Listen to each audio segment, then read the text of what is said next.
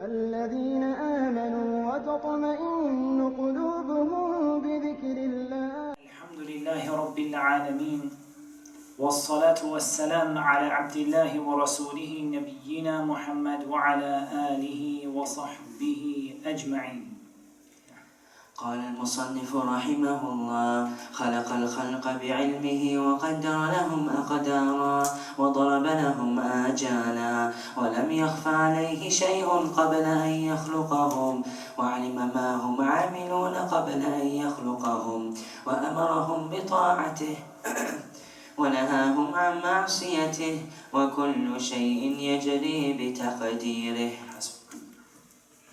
الحمد لله رب العالمين، له الحمد الحسن والثناء الجميل، وأشهد أن لا إله إلا الله وحده لا شريك له يقول الحق وهو يهدي السبيل، وأشهد أن محمدا عبد الله ورسوله صلى الله عليه وعلى آله وصحبه وسلم تسليما كثيرا. أما بعد. So Imam At-Tahawi rahimahullah ta'ala, he's now going to go on to talk about some of the issues relating to Al-Qadar wal-Qadar. And we all know how important it is for us as Muslims to believe in the Qadar, the decree or the divine decree of Allah subhanahu wa ta'ala. And we know that in the hadith of Jibreel, you all know the hadith of Jibreel, that Jibreel came and he said, "O Muhammad, tell me about Islam." And then he said, "O Muhammad, tell me about Iman." He said, "O Muhammad, tell me about Ihsan." And then he said, "When is the hour?" And he said, "Tell me some of its signs." In this hadith has a reason why it was narrated. The hadith was narrated from Umar ibn al-Khattab radiyallahu anhu, but he wasn't the one who narrated it to the tabi'een. It was narrated to the tabi'een by Abdullah ibn Umar, his son, radiyallahu anhuma. And Abdullah ibn Umar, he narrated it because of a question that he was asked by some of the tabi'een. Two of the tabi'een, they came to Abdullah ibn Umar and they said, "Oh, Abdullah ibn Umar," they said to him, "There has appeared a people in our area, and one of the characteristics that they mention about those people, the key thing they wanted to explain, is that they say that there is no qadr, and that affairs happen randomly, things happen randomly." And Abdullah ibn Umar, he mentioned that if you see these people, then tell them that I have nothing to do with them and they have nothing to do with me. Wallahi, if one of them were to spend the mountain of Uhud in gold, it would not be accepted from him until he believed in Al-Qadr, until he believed in Allah's decree. And then he gave a dalil, and his dalil was the hadith of Jibreel. أن تؤمن بالله وملائكته وكتبه ورسله واليوم الآخر وأن تؤمن بالقدر خيره وشره. That you believe in Allah and His angels, His messengers, His scripture, and the last day, and you believe in the divine decree, the good of it and the bad of it. And that is the whole reason that Abdullah ibn Umar narrated that hadith. The whole hadith about Islam and Iman and Ihsan and about the signs of the hour, all of it was narrated solely for the purpose of proving that believing in Qadr is an essential part of the belief of a Muslim. And Imam At-Tahawi rahimahullah ta'ala, he said, خَلَقَ الْخَلْقَ بِعِلْمِهِ. He created creation with knowledge. And the reason, even though the word Qadr hasn't been mentioned until this point right now, but the first stage, and if you like, Qadr has 4 stages that you have to believe in to really understand it properly. 4 levels or 4 stages: stage 1, stage 2, stage 3, stage 4. And the very first stage is to recognize the knowledge of Allah Azza wa Jalla. Allah subhanahu wa ta'ala knows everything that happened, and everything that is happening, and everything that will happen, i.e. He knows the past, and He knows the present, and He knows the future. And He knows al-mumkin wal-mustahil, what is possible and what is impossible. And the evidence that He knows what's impossible is that Allah Azza wa Jal told us in the Quran what would happen if there was a God besides Allah. Is it possible there could be a God besides Allah subhanahu wa ta'ala? This is mustahil, it's impossible. And playing around. And we don't describe Allah Azza wa Jal with wasting time and playing around. SubhanAllah, we see, SubhanAllah, some people, they think of this like little children, playing with things. Oh, He plays with it and He makes a story. It's not like that. Allah subhanahu wa ta'ala, when He created creation, He created them with a purpose. And He created them with knowledge of what they would do and what would happen to each one of them and all of the different things that would go on in their life and even the impossibilities relating to them. Allah Azza wa Jal knew all of it. And we already mentioned that Allah Azza wa Jal didn't need His creation. Khaliqun bila haja. He was the creator. He is the creator without having any need. He doesn't need His creation. So Allah Azza wa Jal khalaqa al-khalqa bi'ilmih. He created creation while He knew everything that was going to happen to them. And He knew everything related to them. Now at this point, this is where it can be difficult and people start to be defeatist. They start to say that, well, if Allah knows what's going to happen to me, what is the point of me being here?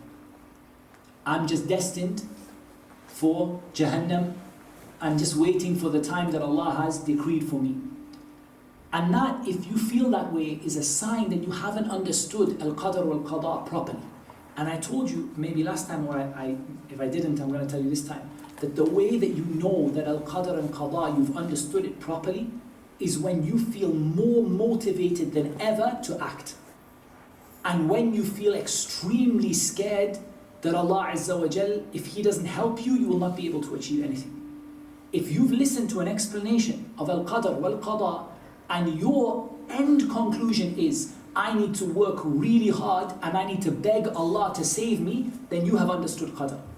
And if your reaction is, why is it, how can I, what is, there's no point, I may as well be lazy, then you haven't understood Al-Qadar wal-Qadar. You need to go back and understand it again. Because that's not the feeling that the Sahaba got when they understood it. The Sahaba, when they understood knowledge about Al-Qadr wal-Qadar from the Prophet ﷺ, they felt extremely motivated to act. Yes, they asked questions. How is it then like this? How can we, what shall we do if it's already decreed for us? But the end result of their study was hard work and need of Allah Azza wa Jalla. Needing Allah subhanahu wa ta'ala and desire to work really hard. And the simple reason for that, in case we don't get to it in the end before the salah, the simple reason for that is that first of all, Allah Azza wa Jal has promised to guide the one who works hard. وَالَّذِينَ جَاهَدُوا فِينَا لَنَهْدِيَنَّهُمْ سُبُلَنَا. Those people who strive for our cause, we will guide them to our ways. So Allah Azza wa Jalla has promised to guide those people who work hard. And Allah doesn't break His promise. إِنَّ اللَّهَ لَا يُخْلِفُ الْمِيعَادِ. Allah doesn't break His promise.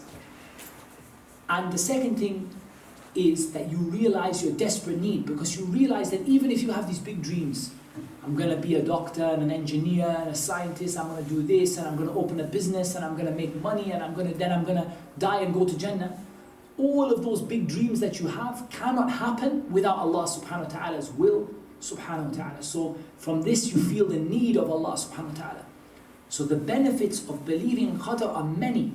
From the benefits of believing in Qadar are many, but I just want to highlight one. Is that it saves you from jealousy. It saves you from jealousy.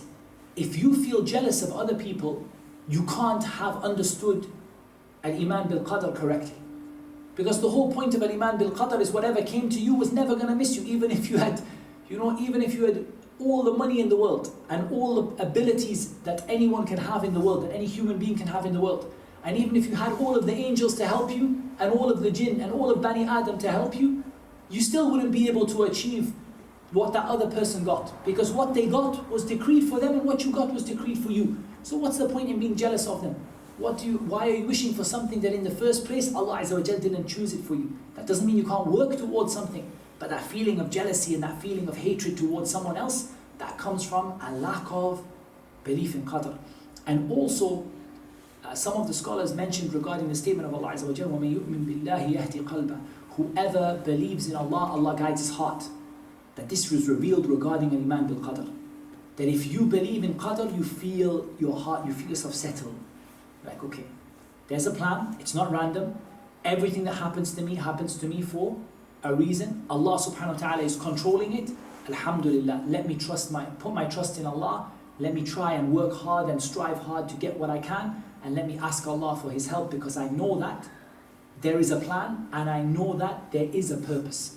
As opposed to the non-Muslims, which many of them you see outside. And because they don't believe in Qadar, what happens? Whenever anything bad happens to them, they become completely like suicidal.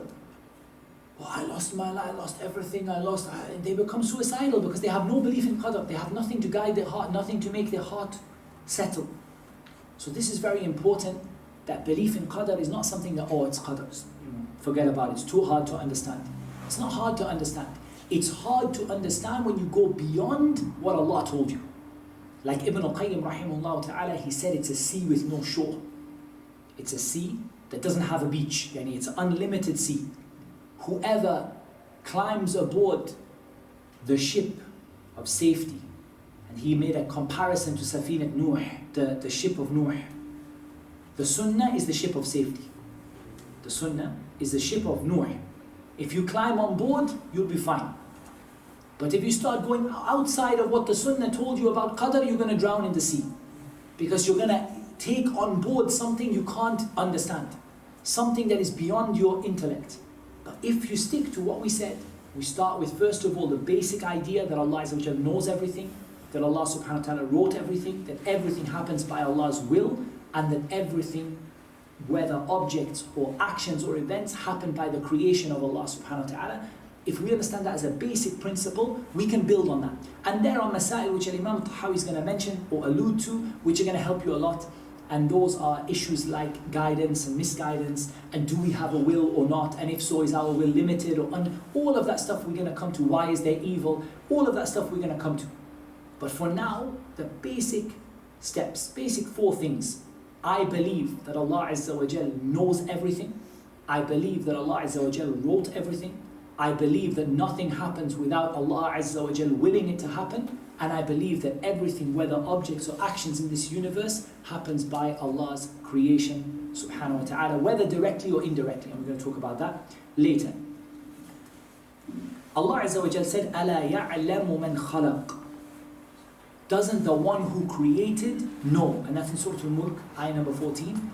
Doesn't the one who created know?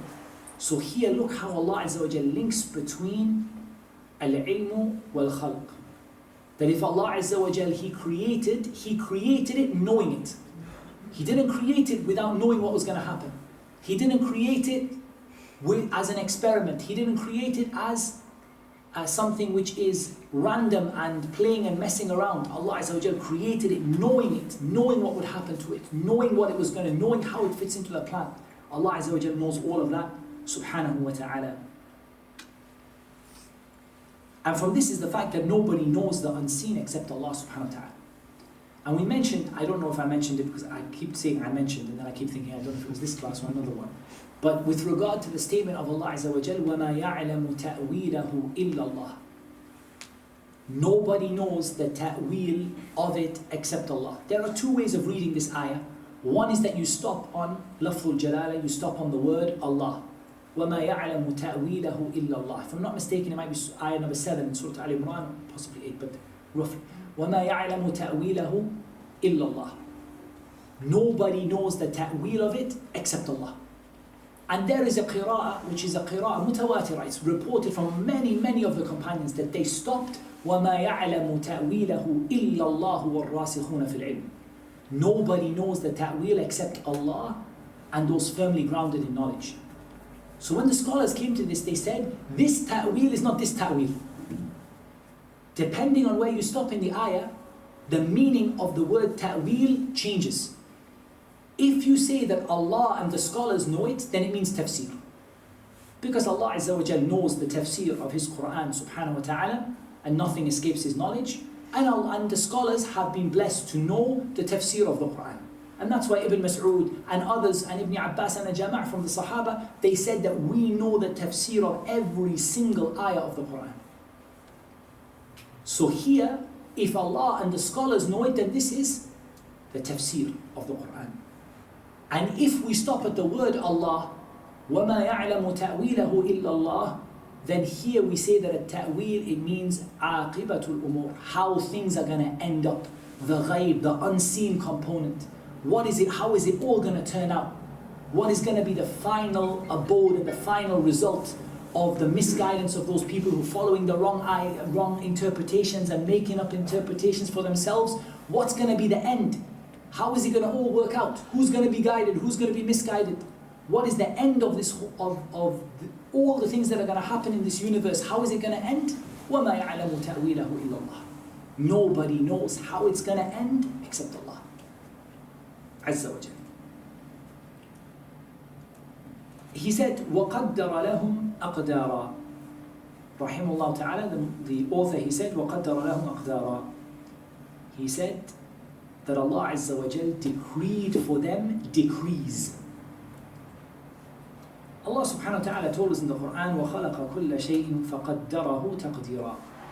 He created everything and He gave it its due measure, or He gave it its due decree.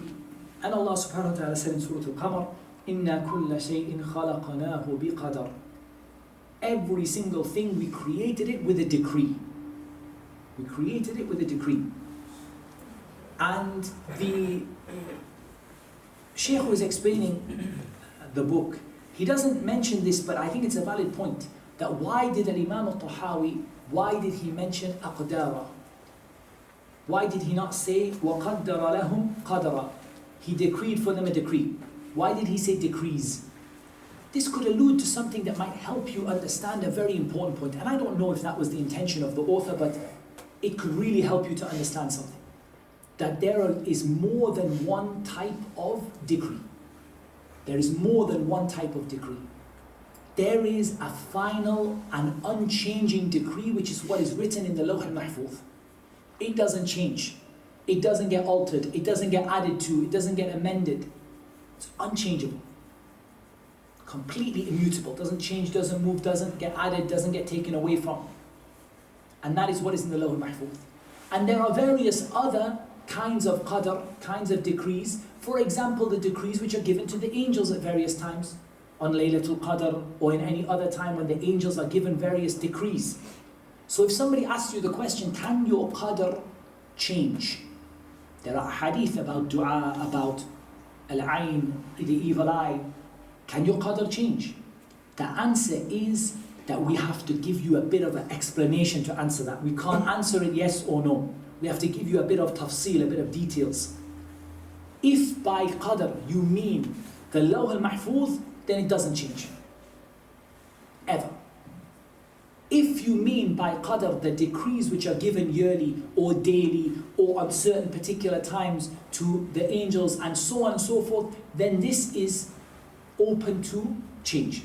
So let me give you an example. And this is one of the opinions of the scholars about this mas'ala, but it's easy to understand.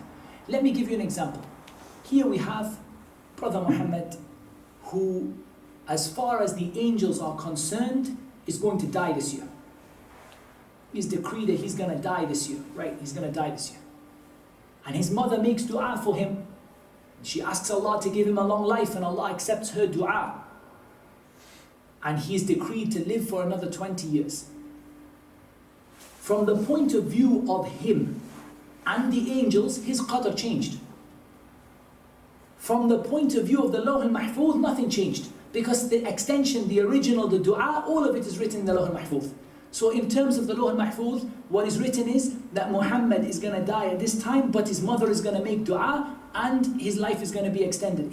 Nothing will change there. But in terms of him as he sees it, and in terms of the angels as they are commanded by Allah Azza wa Jal, then yes, it is possible that some of these decrees are open to change according to things like dua and the evil eye and other things like that. This is one of the opinions of the scholars. The mas'ala is long and detailed and lots of different things we can bring. But it's useful when he said Aqeedah, just to mention that there are different types of Qadar, and this might help you to understand that difficult issue when someone asks you, can your Qadar change? And if it can't change, then does that mean I'm condemned? I'm just going for Jahannam. It doesn't mean that, because you don't know what the end result is. وَمَا يَعْلَمُ تَأْوِيلَهُ إِلَّا اللَّهُ. You don't know how it's going to end up. You don't know. You might think I'm doing the actions of the people of Jahannam, and towards the end of your life, make tawbah which Allah Azza wa Jal accepts from you, and then subhanAllah be from the people of Jannah. So there is no point worrying about something that you don't know what is written for you. You don't know what the end result is going to be. Nobody knows, not the Prophet ﷺ or anyone else. Nobody knew what that end result is going to be. So if you don't know it, you may as well work hard and do what? Trust in Allah. And didn't we say that if you understood Qadr correctly, you'll be inspired to work hard. Why would you work hard? Because Allah will help you if you work hard. And if Allah doesn't help you, you're going to go to Jahannam anyway. And so therefore, work hard so that Allah Azza wa Jal helps you by His mercy, and so that you can be from the people of Jannah. Definitely, if you're not working hard, that's a bad sign. Because that's a sign that you're just, you're heading down the wrong road in the wrong direction, and you need to change course quickly. But there's no point being defeatist and saying, I don't know what's written for me, and I don't know, I'm probably just condemned, and I'm just going to go to Jahannam, because you don't know what that final outcome is. Just like that person we gave an example of, he didn't know that his life was going to be extended. He didn't know when it was going to end, and he didn't know any of that. So at the end of the day, all you can do is to work hard and put your trust in Allah Azza wa Jalla. وَقَدَّرَ لَهُمْ أَقْدَارًا وَضَرَبَ لَهُمْ آجَالًا. And I probably should have mentioned that under this point. And He gave each thing in its creation a lifespan.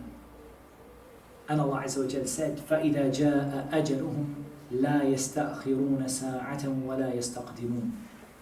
When their time comes, they will not be able to bring it forward even a small amount of time. And just as a fa'idah, like a little benefit for you, when you hear the word sa'a in classical Arabic, it doesn't always mean an hour.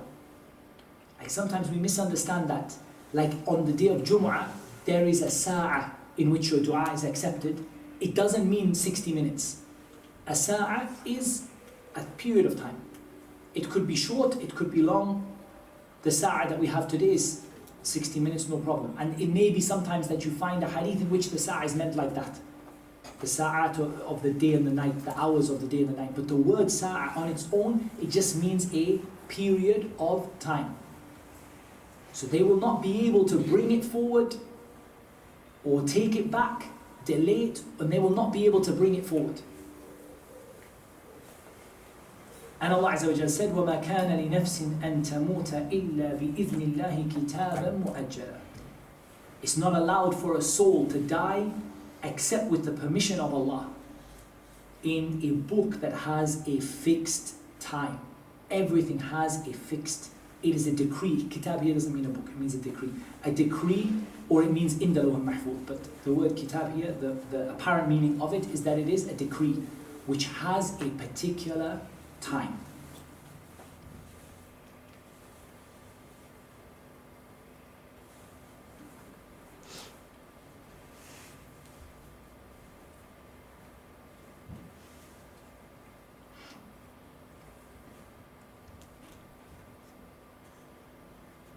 He said, the author, he said, rahimahullah ta'ala, he said, وَلَمْ يَخْفَ عَلَيْهِ شَيْءٌ قَبْلَ أَنْ يَخْلُقَهُمْ وَعَلِمَ مَا هُمْ عَامِلُونَ قَبْلَ أَنْ يَخْلُقَهُمْ. He said, nothing was hidden from Allah about them when He created them. And He knew what they were going to do before He created them. And there is a benefit in an ayah which the Shaykh who is explaining this book, Aqeedah Tahawiyyah, was Ibn Abi al-Izz al-Hanafi rahimahullah ta'ala. He mentioned a very beneficial point here. He mentioned the statement of Allah Azza wa Jal, وَلَوْ رُدُّوا لَعَادُوا لِمَا نُهُوا عَنْهُ وَإِنَّهُمْ لَكَاذِبُونَ. In Surah Al-An'am, ayah number 28. Allah Azza wa Jal tells us what would happen, or what will happen to the people of the hellfire. وَلَوْ تَرَى إِذْ وُقِفُوا عَلَى النَّارِ. If you only saw when the people will be put over the fire, what will they say? قَالُوا يَا لَيْتَنَا نُرَدْ. How we wish we could come back. وَلَا نُكَذِّبَ بِآيَاتِ رَبِّنَا. We will not deny the signs of our Lord. وَنَكُونَ مِنَ الْمُؤْمِنِينَ. And we're going to be from the believers. And then Allah Azza wa Jalla, He said, بَدَا لَهُمْ مَا كَانُوا يُخْفُونَ مِنْ قَبْلِ. What came out, what became apparent is what they used to hide before. And if we return them, they would go back to the same thing that they were prohibited from, and they are the liars. Why did I mention this ayah apart from the fact that Al-Abd is Al-Hanafi, rahimahullah ta'ala, mentioned it under this point, is that this ayah gives us it gives us comfort that really in the justice of Allah Azza wa Jalla, those people who go to Jahannam, are they sincere people who just, didn't quite get it right? La wallah. If they were sincere, then how can it be said about them that if they were taken out of Jahannam and put back on the earth, they would do the exact same thing again, and they are liars?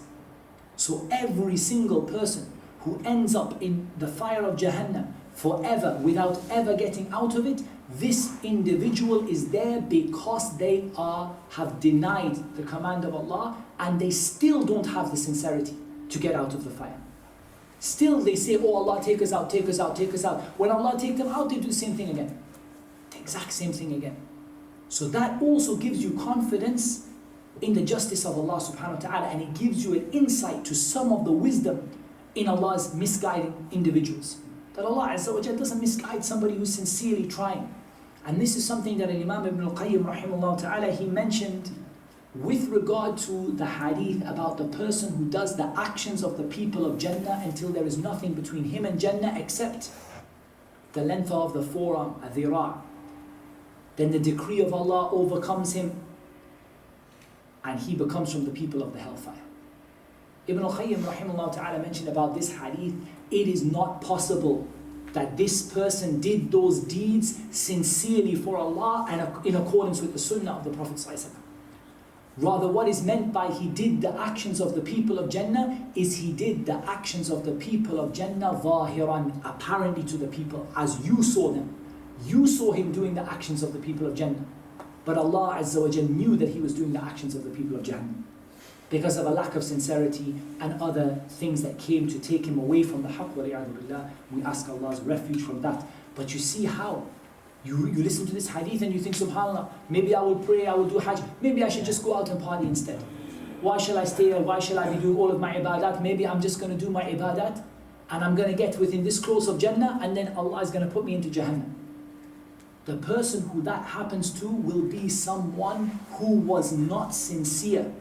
To us, it appeared to us that they were doing the actions of the people of Jannah.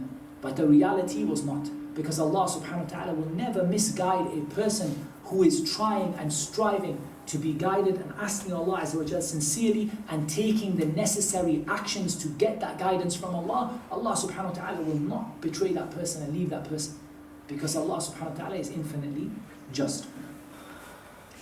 وَأَمَرَهُمْ بِطَاعَتِهِ وَنَهَاهُمْ عَنْ مَعْصِيَتِهِ. He commanded them to obey Him and He prohibited them from disobeying Him. Here, Imam Tahawi rahimahullah ta'ala, he mentions commands and prohibitions after he mentioned creation and Qadar. And this is in order that you understand, or in order that you appreciate the statement of Allah Azza wa Jal, وَمَا خَلَقْتُ الْجِنَّ وَالْإِنسَ إِلَّا لِيَعْبُدُونَ. So here, why did he mention prohibitions and commands when he's talking about Qadr? What's that got to do with that? You can say that Allah subhanahu wa ta'ala legislated His commands and Allah subhanahu wa ta'ala sent them down, but why? What is the relationship between talking about commands and prohibitions and Qadr? The first thing that you need to be aware of here is very simple, is that Allah Azza wa Jal did not create creation without purpose. وَمَا خَلَقْتُ الْجِنَّ وَالْإِنسَ إِلَّا لِيَعْبُدُونَ. We only created the jinn and the men to worship me, to worship Allah alone. That's why Allah created you. He didn't create you for any other purpose. So we said we can join, if we look at all of there are three, really, approximately, there are three reasons for creation mentioned in the Quran. The first one is to worship Allah. The second one is to know Allah. Allahu alladhi khalaqa sab'a samawati, we mentioned the ayah last time. لِيَعْلَمُوا أَنَّ اللَّهَ عَلَى كُلِّ شَيْءٍ قَدِيرٌ وَأَنَّ اللَّهَ قَدْ أَحَاطَ بِكُلِّ شَيْءٍ عِلْمًا. Allah created the heavens and the earth for you to know Him. That's the second one. And the third one is the statement of Allah Azza wa Jal, الَّذِي خَلَقَ الْمَوْتَ وَالْحَيَاةَ لِيَبْلُوَكُمْ أَيُّكُمْ أَحْسَنُ عَمَلًا. The one who created death and life to test you, which of you is best in deeds. How do we reconcile? The Quran doesn't contradict itself. Okay, these are not three different things. These are three aspects of the same thing.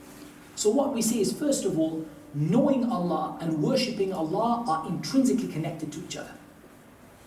They are absolutely connected to each other. You cannot worship Allah without knowing Him. How can you worship something that has no existence? And that's why some of the scholars of the past, when they came to talk about the Jahmiyyah who denied Allah's attributes, they said, Al-Jahmi ya'budu adama. The Jahmi, he worships nothing. Because if you don't know Allah and you don't give Allah His names and attributes, and you don't know about Allah's forgiveness or Allah's mercy, you don't have hope, you don't have love, how can you worship Allah if you don't know anything? If I said to you, worship Allah, I said, I worship Allah. I said, who is Allah? I said, I have no idea. How can you worship Allah without knowing Him? And knowing Allah implies and entails you will worship Him. Because if you know Allah as He deserves to be known, how can you not worship Him? If you know that only Allah creates, and only Allah provides, and only Allah sends down rain, and only Allah gives life, and only Allah causes death, then how can you worship something besides Allah? How can you worship an idol that idol can't even remove the fly from its own head when it lands on it, let alone answer your dua? How can you make dua to a dead person in the grave when that dead person in the grave doesn't even control life for himself? If he controlled life for himself, he wouldn't have died in the first place. The fact that he's dead in his grave, or the fact that he's passed on to the barzakh, but the fact that he died out of this world is a clear proof that he didn't control life and death for himself. So if you know that Allah is the one who controls life and death, and you know that your rizq is in the hands of Allah, and you know that your Jannah and your Nar are in the hands of Allah subhanahu wa ta'ala, then how can you worship something other than Allah Azza wa Jalla? And then you are tested as to whether you worship Allah or not. And that way we can reconcile between all of the ayat about the purposes of creation, more or less.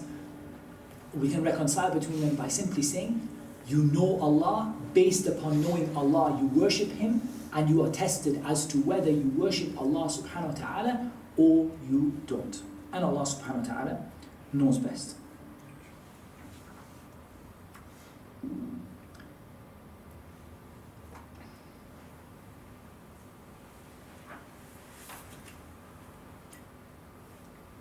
He said, the author said, rahimahullah ta'ala, وَكُلُّ شَيْءٍ يَجْرِي بِتَقْدِيرِهِ وَمَشِيئَتِهِ. Well, he said, وَكُلُّ شَيْءٍ, I don't have that in that way here. وَكُلُّ شَيْءٍ, that's what I memorized. وَكُلُّ شَيْءٍ يَجْرِي بِتَقْدِيرِهِ. Everything that exists in this world, everything that's going from one to another, that's moving, anything that's ongoing, anything that ever happened or will ever happen, all of it happens by the decree of Allah subhanahu wa ta'ala. We're going to mention just a couple of more points before the adhan, and by all means please do interrupt me when the adhan time comes, just interrupt me inshallah. Imam Tahawiyyah rahimahullah ta'ala, he said, وَمَشِيئَتُهُ تَنْفُذْ لَا مَشِيئَةَ لِلْعِبَادِ إِلَّا مَا شَاءَ لَهُمْ فَمَا شَاءَ لَهُمْ كَانَ وَمَا لَمْ يَشَأْ لَمْ يَكُنْ. Or did I take your reading time away? Read, sorry, I'm sorry. Read the next paragraph. قال المصنف رحمه الله ومشيئته تنفذه لا مشيئة للعباد إلا ما شاء لهم فما شاء لهم كان وما لم يشأ لم يكن يهدي من يشاء ويعصم ويعافي فضلا ويضل من يشاء ويخذل ويبتلي عدلا وكلهم يتقلبون في مشيئته بين فضله وعدله وهو متعال عن الأضداد والأنداد لا راد لقضائه ولا معقب لحكمه ولا غالب لأمره آمنا بذلك كله وأيقنا أن كلا من عنده. We're not going to have time to finish the whole paragraph, but don't worry, next week inshallah ta'ala we'll catch up inshallah. وَمَشِيئَتُهُ تَنْفِذُ.